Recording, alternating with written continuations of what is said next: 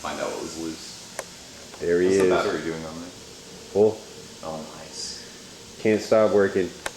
Always got to be doing something. Hard at work, dateless. ABC, baby. ABC. Always be Canadian. Canadian. Canadian? Yeah. Always be Canadian. Always be. When in doubt. We are getting chairs. Neil has to wait on this side of the door. It's Why do you have to wait on that side of the door, Neil? found footage of the back rooms. Why do you have to wait on that side of the door, Neil? This is how wolves treat dogs, ladies and gentlemen. Wolves and dogs. Okay. I want to prop this open. There we go. But even the dogs eat the scraps from their mouths. We're setting up the rooms for estuary groups. Where's the big stacks of shit you have again? There's some in these rooms. So if you just kind of look. 18 more. We have, whoa, not in church. There's 4 right there. Holiness. What I need. And, let's do night. Oh, okay. I was gonna do night vision. There's 2 more here. We're just gonna keep going. And, I'm just sweating up a storm. Okay, sounds good. I looked at it yesterday. No, last night I was like, where am I going? We Where's definitely have a schedule. I don't know where they are. Right. So do we have our practice? Extra for vacation. I don't know if he does this. I don't know where Susanna, but Susanna's going to be our musician, guitarist, who's going to introduce. Gotta do the slow zoom. It's less for you, and I assured Elizabeth that it's less for you. The song is not so much a walk-on song for you. Oh, that was. Now you make it sound like I've been. Oh, you're talking about me, that's right. No. That's all I used to He's impressed me now that he's learned some fancy vernacular. 11:30. That might be my voice. I am your father. Should But I don't know. I just don't have a lot of interest in that world. Only as a means. We'll see. It'll be Who's looking? possibly It looks okay. personalist, Yeah. person pod. We'll see how. Yeah, we'll see how it goes. See how confrontational I'm feeling when it happens. How much energy I have. Yeah. We could swing by the mall and pick you up. Yeah. Oh, sorry. Nailed it. Acrylic-based emergency. Yeah.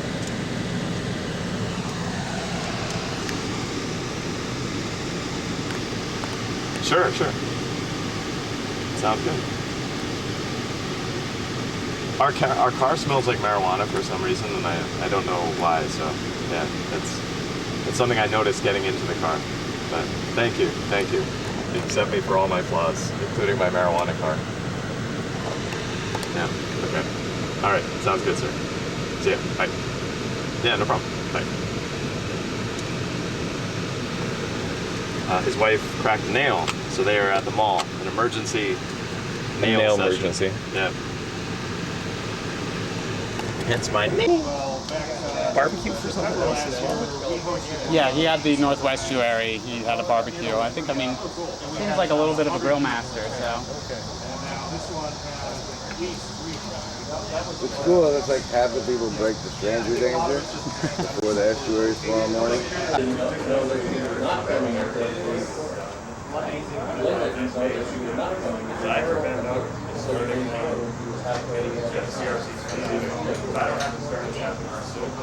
Oh, Chino, I was like, where is she? I just texted her, I can hear it. Yeah, I did not know that she was not coming until she was halfway there. Chino, yeah. Oh, I felt so bad. Thanks to me. You hear that story? She bought a motorhome and was going to do a road trip.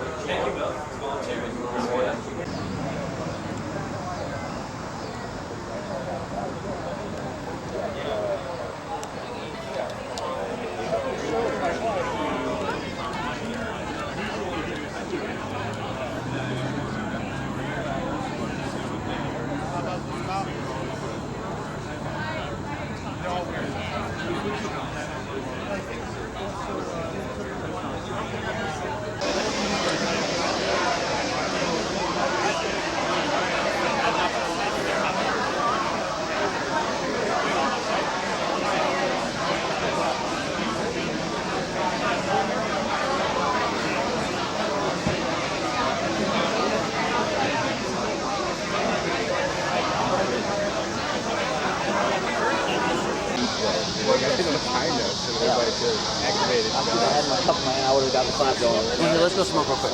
Slow clap. You know what I want. There goes Parlato.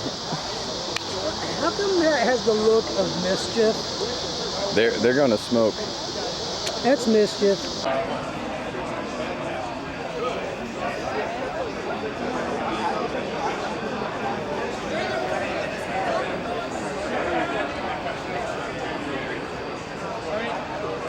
If you ever see me hovering around, if you need a hand something, just grab it. Interesting.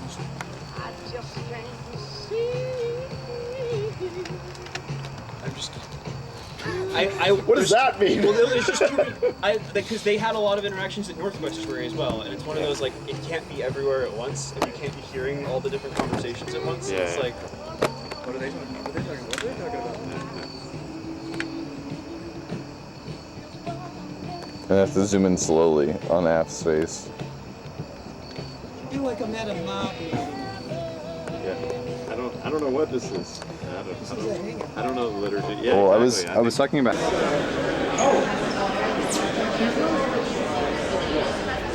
Forces like curation, like you choosing your shots. Yeah, Like, I because you just can't got get back- this all the way to TikTok in an instant. Like Yeah. it takes some contemplation. I mean, like I just We'll get finished up with, like, a Christian on family there. road trip, and we took like 3,000 pictures. What is it? Cobalt blue steel. There you go. Zoolander? There you go. Make sure. That's an Really old corner. millennial joke. There's the Ethan. Or to be able to rewrite a sound Oh yeah. I love the sign that says USB streaming. Oh yeah. In case it wasn't. I can't wait till this film comes out. Oh yeah. I'm already anticipating so hard. Ah, nice. If you're a movie watching, and I think we live in a very special, unique, but also kind of weird and difficult time. We have the wonders of the internet and the horrors of the internet crashing together in our time. And I suspect almost everyone here either is here because of what they watch on the internet, or they have a loved one who dragged them here because of what their loved one watches on the internet. If you're in the latter category, I'm very glad that you're here too. But the problem is that when people find things through the internet, like they just sort of pop up like popcorn all over the globe. And so it can be very lonely to be listening to all this stuff. It can feel so meaningful, even life-changing, and that I bet many of us have had the feeling that, man, this is so great, but I have no one to talk to about this stuff. And so the main point of this conference, I would say, is that you are here and you now have someone to talk to about this stuff. Sing grace, how sweet the sound that saved a wretch like me. I once was lost, I see.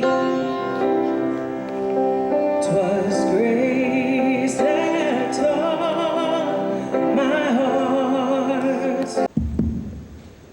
Look at us. Hello. Look at us. This is fantastic. Oh, if you, it's a weird experience here. My name is Cale Zeldin, and I am a high school teacher in Rhode Island, and I pop up on your YouTube screens from time to time. And so my hopes for us this weekend is that we can be together physically as we aspire spiritually. We look for our telos, our destiny. So today, to kick us off, I'm sure that most of us are very familiar and hear that peculiar, casual call of, "Hi, this is Paul." you know what I'm talking about. Every video, hi, this is Paul. And immediately, let's do this, let's go. What does Paul have served up for us today for homeroom? And so I think it's fitting that so many of us who come here today in Elmhurst, because of our strange parasocial relationship with a shockingly tall gentleman who works his own vineyard in Sacramento. So Paul will join us now to give us the first keynote address. So give it up for Paul Van Clay. I never know what the slides look like. Go ahead and put the first one up. We'll see what we see. There he is. Does the screen back there work, or am I going to have to turn around the whole time? But Chad calls me or texts me, I don't know. I get my Chad stories wrong and he corrects me. And he says, I want to do a conference. I said, oh, Chicago guys. The Chicago guys who don't like the word estuary and don't use the protocol, call them and work with them, because they've got a lot of ideas and a lot of good people, and so this thing started to catch. Y'all in the first row are sitting. Sounds good. Okay. Lean on me when you're not strong, and I'll be your friend. I'll help you carry on, for it won't be long till I'm gonna need somebody to lean on. Everybody organizing this conference is really good at making it feel like we're just all a big family hanging out. So, yeah. All right, I just need to know, am I going to see the slide up there? There you go. Ooh. All right, so crackles, everybody.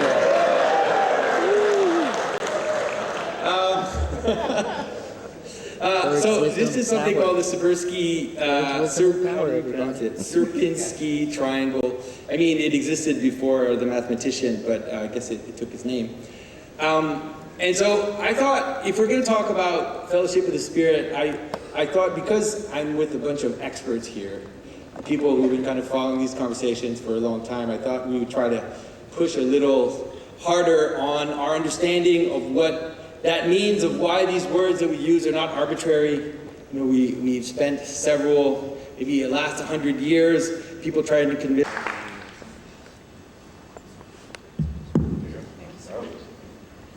Thank you, Cal. Thank you so much for having me. What joy to be here. I'm going to start with my single slide. I'm not really a slide person, but this quote comes up a lot. I thought it might be helpful for visual learners to have it on the screen. We seek an enlargement of our being. We want to be more than ourselves. We want to see with other eyes, to imagine with other imaginations, to feel with other hearts as well as our own. The primary impulse of each is to maintain and aggrandize himself. The secondary impulse is to go out of the self, to correct its provincialism and heal its loneliness. I should be clear in that first one. The primary impulse of each is to maintain and aggrandize himself or herself. So, I am going to try and say three reasonably simple things. What do we long for? What gets in the way? And what helps? And that second part of the quote is what we're going to come back to again and again. These two impulses in us. That first one, which keeps us locked up, and the second one, which is what allows us to seek that enlargement of the self that is healthy and humanizing. And I care so much about the theme of this conference, but I got a little bit tripped up by that word fellowship. I don't know if, and I know some of you have been around church cultures, all of us will have complicated history with that if we have, but in the places I've been, the word fellowship has been entirely semiotically evacuated. It's just dead, right? Stay afterwards for coffee and fellowship means stand in the same physical space and make barely honest pleasantries, holding caffeine. This was ballsy of Chad. Yeah, I know.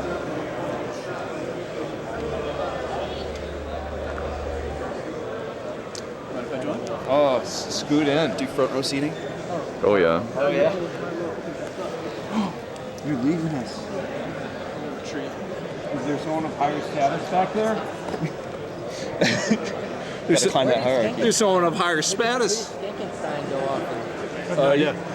He's up with McMo and a couple other people by the entrance.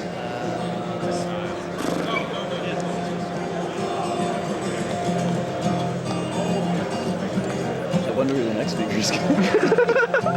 This is a song about you too. It's pride in the name of love. If you want to sing along, you can. One man come in the name of love. One man come.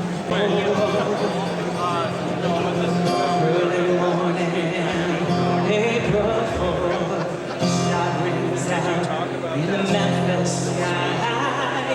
Realize they took your life, they could not take your pride. In the name of love.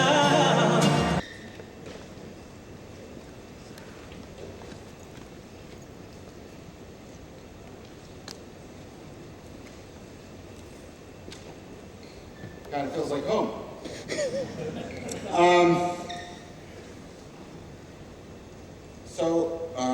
I've been sort of being cast in the role of speaking on behalf of science.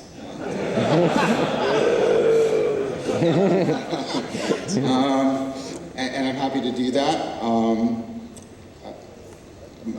Who and what I am is undergoing something of a change right now because of the philosophical Silk Road pilgrimage. So I'm kind of a scientist on a pilgrimage. But I am going to try and do something quite ambitious, and maybe it'll be what Paul warned us against, overreach. But a man's reach should exceed his grasp, or what is a heaven for? So I'm going to try my best. I'm going to, instead of trying to go into deep, complex arguments, I'm going to try and gather a lot of stuff together. So I'm going to say something. Each point I make, I have an actual argument and publication pretty much for, and I can't do that. So I'm going to rely on, I'm just going to give you a gist, and then another gist, and then another gist, and another gist, and that's how it's going to go. Okay, so I'm going to be making use of what's called scientific idealization. Catherine Elgin, in her wonderful book, Good Enough, points out that idealization is crucial to science. We do lines of best fit, and we do frictionless surface, and inertial motion, and all this stuff, and you have to do that. And I'm going to be engaging in an idealization, and I hope you don't take me to be conveying, because I'm not, that everything I'm going to be talking about can go wrong. Okay? It can go wrong, like really wrong, and hurt people in deep and profound ways. And, you know, we've bumped up against that. I'm not denying any of that. But I'm going to talk about the idealization, the ideal case, because I'm trying to do something, well, scientific here, because often the ideal case is helpful for getting clarity about the structural, functional organization, about what you're talking, about the topic you're addressing. So that's what's going on. I'm not denying. So if you want to criticize me later, I'll talk to you about it, but that's not what I'm going to be doing here. Okay? All right, so I don't know what to presuppose or not. I'm going to go do a quick overview of the core that I'm always working from. I got plenty of time.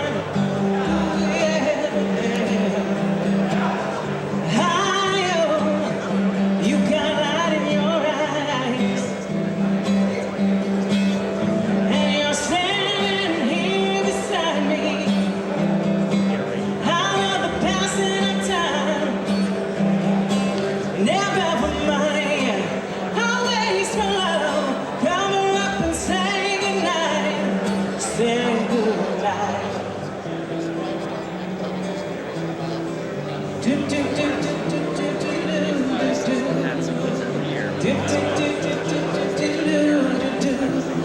Home is where I want. Cypress deck card of the show. Are you gonna pull the card? I'm gonna pull the card. Gotta do a couple shuffles. Let me see if I can zoom out all the way. Okay. I can't tell one from the other. I could also shift over. Let's see. Here. There was a time before we were born. If someone Comes to the asks, selfie this mode. is where I'll be, where I'll be. We drifted out.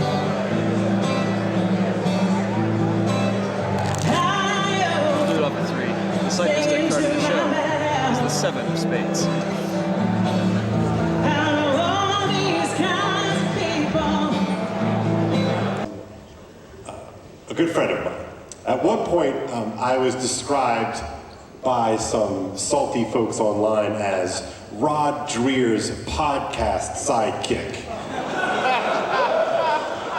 Low-key, kind of the best day of my life. I mean, that was pretty cool. Always, it was good stuff. So they were not happy with something you and I had said on General Eclectic, but alas, those days are gone. Rod is in Eastern Europe these days. He's been living in Hungary, but as you know from his books and his ability to write a lot. He writes and writes and writes and writes, and I think it's his method, of course, of making sense, and so many of us have found Rod's public sense-making to be generative and fruitful. So for tonight, he's going to come and he's going to sort of round off our panel discussion. So please welcome Rod Dreer.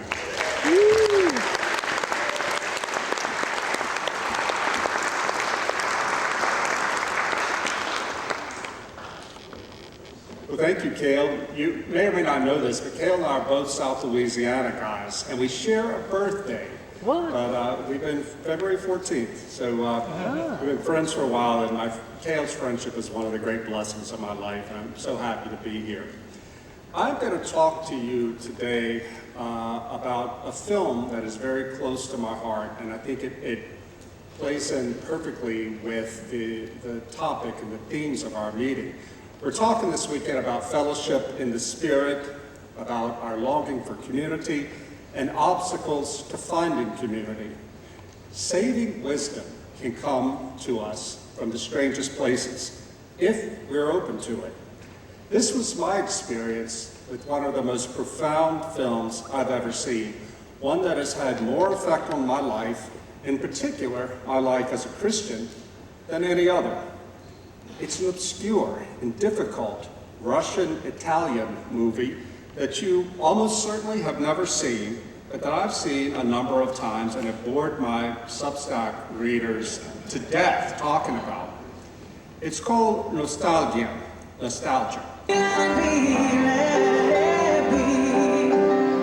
Whisper words of wisdom, let it be. Dr. John. I go. Dr. Oh, there it is. Fantastic. You want to be? I want to be there. Yeah. I'm not practiced. I'm deaf in my left ear. Nice. Yeah. Pivot.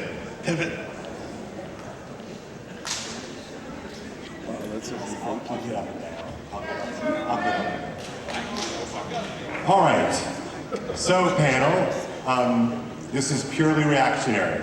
So you don't have to come up with anything except reacting to the question. All right, my first paper question, I don't have an author. These have been submitted to me anonymously, so if you know, you know. Okay, we have heard several speakers refer to the meaning crisis. Could someone briefly explain what that is and how it develops? Before John takes us, it's like 50 hours of it. So maybe that's what they're asking. Is like, can we do a quickie?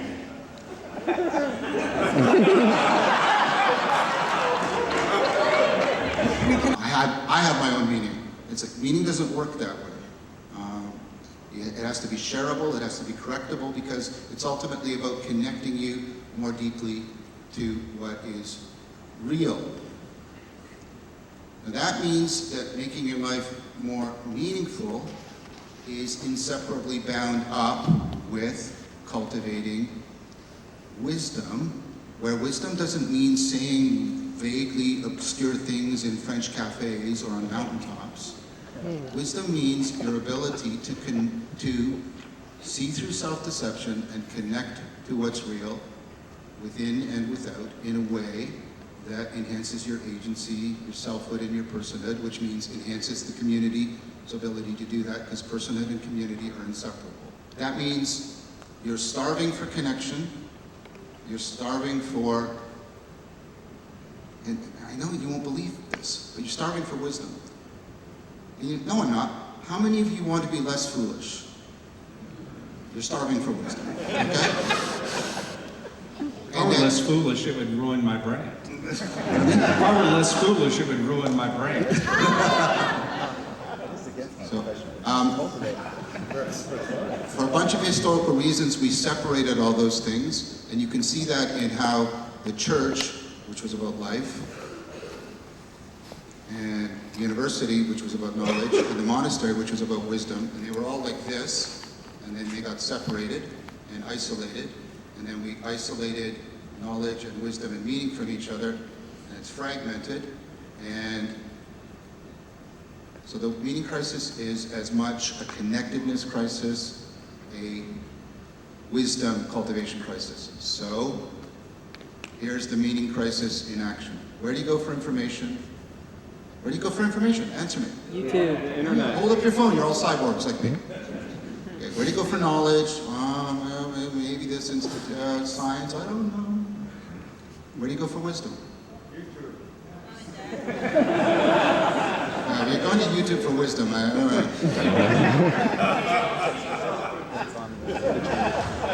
Yeah. So the point I'm making is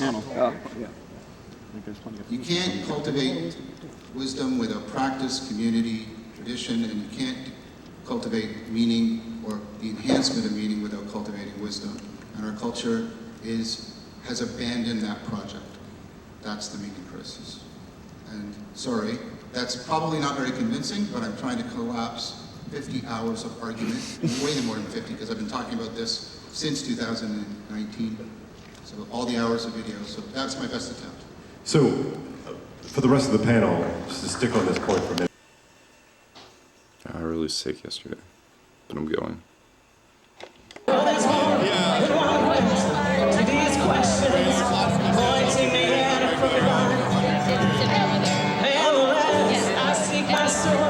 For some definitive, closer I am to find. I mean, it's been a while. Closer I am to find. Closer I am to find. Boy, you know the closer I am to find. It's next week, so that's what I do now. It's day 2.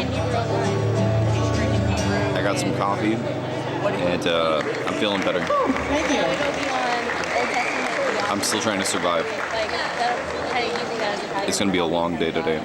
It's going to be 13 hours or more. I'm doing my best. It's basically literally it's literally this conference. Like Davis writes books and he's way up here. Everybody, welcome to day 2. I hope you had a good group time this morning.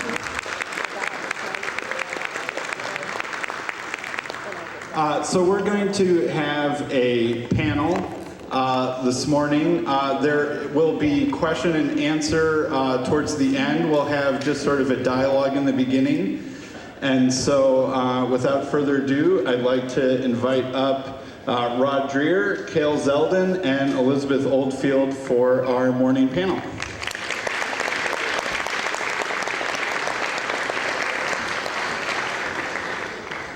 And I am stealing Cale's job because Cale is not moderating this discussion. He is a panelist on this discussion. This is mostly Hank, if you're out there, this isn't just pure spite to Hank, who is making fun of Cale for not getting to be a panelist. So just to prove Hank wrong, if you see him, shove an elbow his way because he deserves it. In full denim. In full denim. In full denim. And a turquoise ring. Amazing. Yeah, but no, I'm firmly on team khaki and boat shoes with Kale, representing New England and the greater WASP diaspora fashion. So for the panel today, I thought I would just sort of kind of do this estuary style. We don't need to introduce yourselves. I think everyone is aware of who you are at this point. But I think I will invite the three of you to do a pitch of what is on your mind based off of the panel or the presentations that you saw yesterday, any interactions that you've had with all. I'm just sitting on the dock of the bay, watching the tide roll away. Oh yes, I'm sitting on the dock of the bay. Why does this come? Wasting time. Sorry, I'm gonna get that a little fast. What's up with me? Well, this is coverage. You can hear me out and about, in the back, in the lobby. Please come on into Why am I recording? Oh. here. The sanctuary. Sorry, I get confused as the as the token Catholic up here.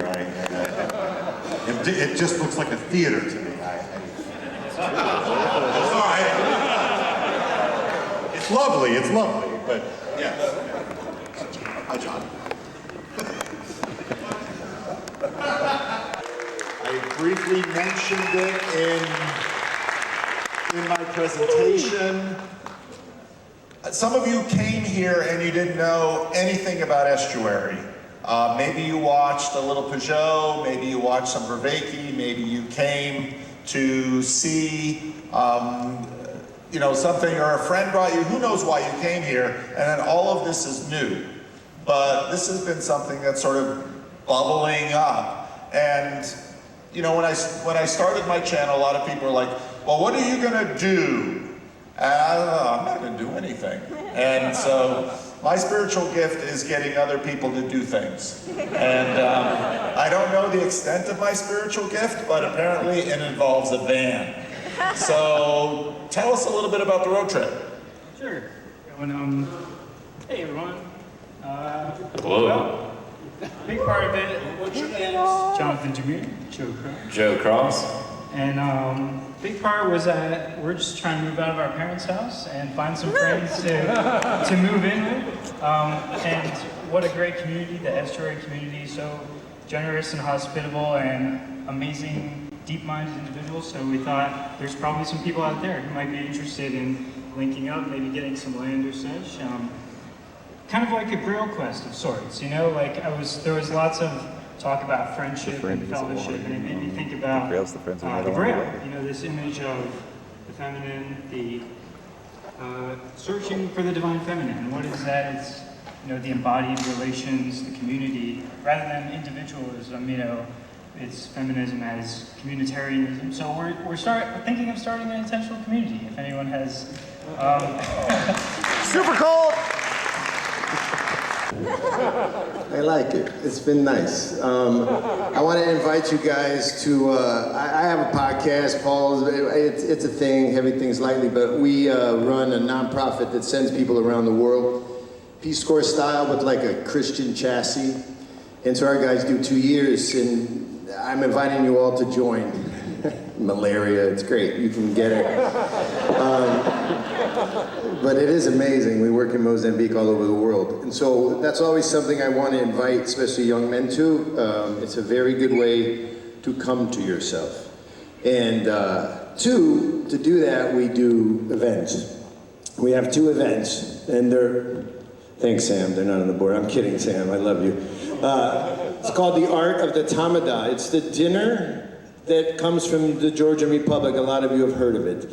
And so we train people how to do it because I think it's one of the answers to embodiment. I think it's probably the answer, is we eat together with a certain amount of attention given by a tamada in the Georgian tradition from the... Of Vanderklay fans, who back when you could still click on a link that was in the description of Paul's videos and had a decent chance of getting on his calendar, and then he would just send you a Zoom invite, and then you could just be appearing on his channel without any warning.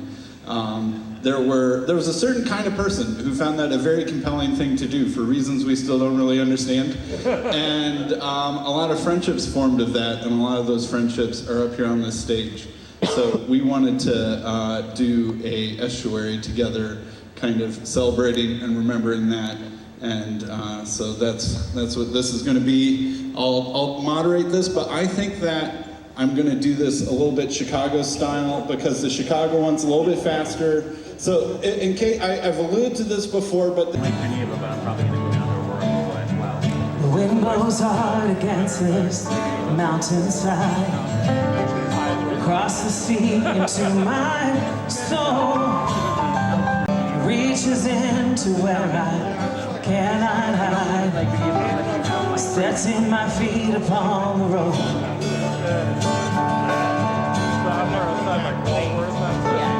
My heart is old, it holds my memories. My body burns, it's where I find myself again. Here we go. Here he lays him down.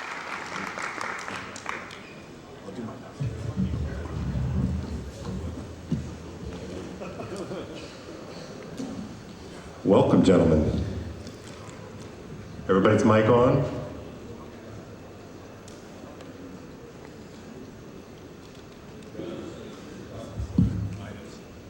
Mic's on? Yes. Yes? Excellent.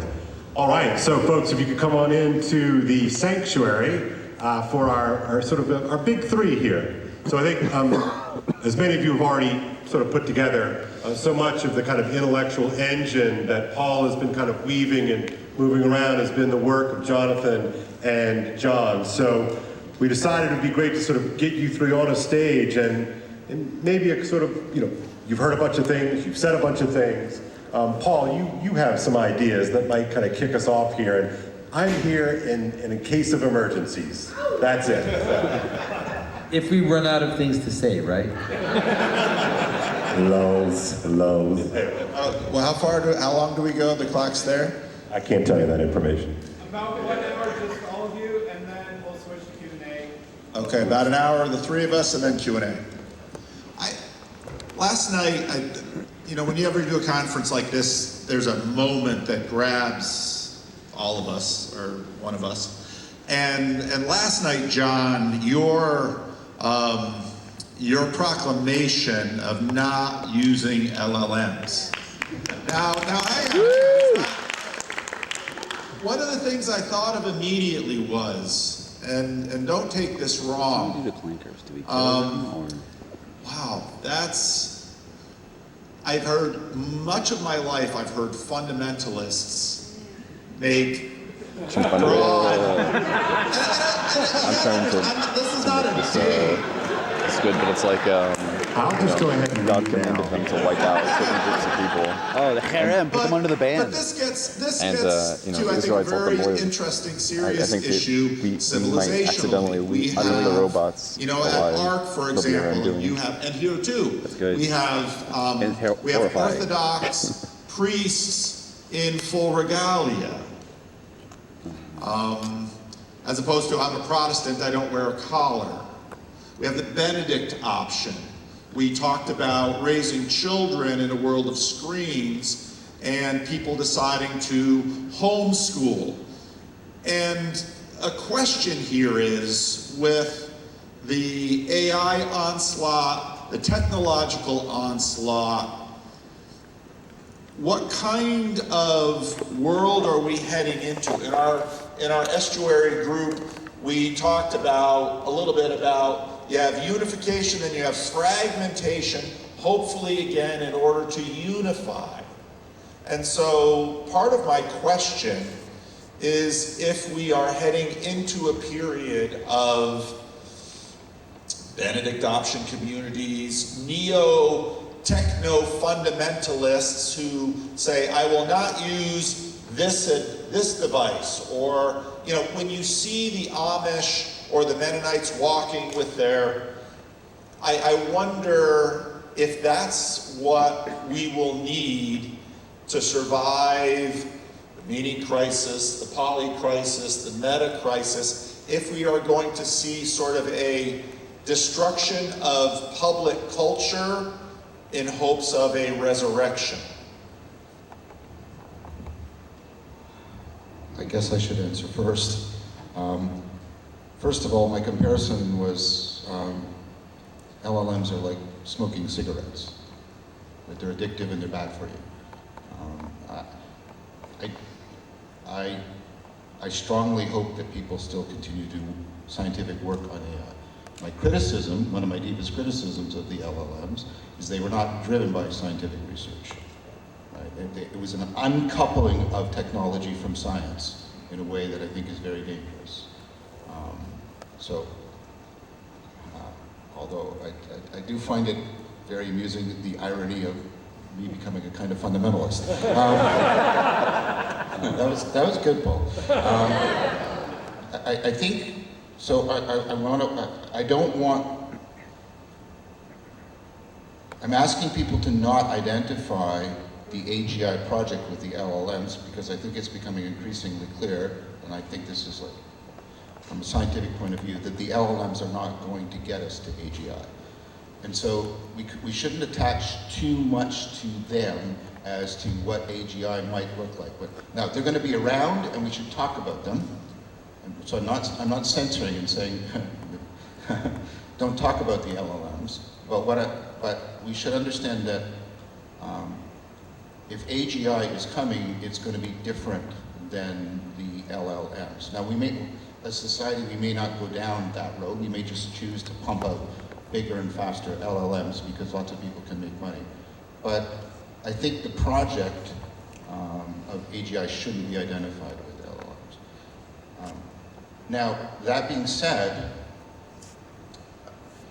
I think it's reasonable to consider the possibility that those things that we have hung our identity on since the advent of modernity, which is our computational capacity to technically manipulate propositional information, and that is what has increasingly been valorized, and many people's profession, at least in part, has that as what they do. That's going away. If your identity is, so just speak, if you think that can't possibly happen, the original computers were people. Before the machines roll out, there were people in organizations. There was a floor filled with people, and they were the computers. When you needed computation done, you sent it down there, right? And we don't have those people anymore because we have the machines. In a similar way, a lot of things are going to disappear that were central to how we understood what it was to be a human being or to be some part of a professional class. And I know that's unpleasant news, but anything that involves people basically doing large amounts of data compression is going to disappear because very soon it's called the price of inference. I don't like that name because I don't think these machines are currently doing inference, but that's a philosophical issue that none of you care about. Or maybe you do, but it's not relevant here. Right? But the price of inference by these machines is going to drop below what it is for human beings to do it, like you did what happened with the original computers. And then whatever we might think about it ethically, it's just going to shift. Now what that means, I guess this will make me sound even more like a fundamentalist. And I say this provocatively, and it's intended to be provocative. The science of the future is theology. Wait. Because you might not like it after a couple minutes, just see. Okay. What I mean by that is people are going to increasingly, individually and collectively, have to find the source of human identity, selfhood, personhood, in those aspects of what we are that are non-propositional. our ineffable embodiment and embeddedness in the world, and our ineffable relationship to ultimacy. And as I tried to argue yesterday, that is properly a spiritual dimension. And so theology has been the discipline that has tried to give us the logos of the theos, of the spirits, of the gods. And we're going to have to try and understand what does that access mean, because the way we have understood human beings, especially since modernity, is, well, what have they calculated, or what kind of calculations do they run? Now, I know we've had art and the romantics, but I'm trying to talk about the culture sort of in terms of its central momentum.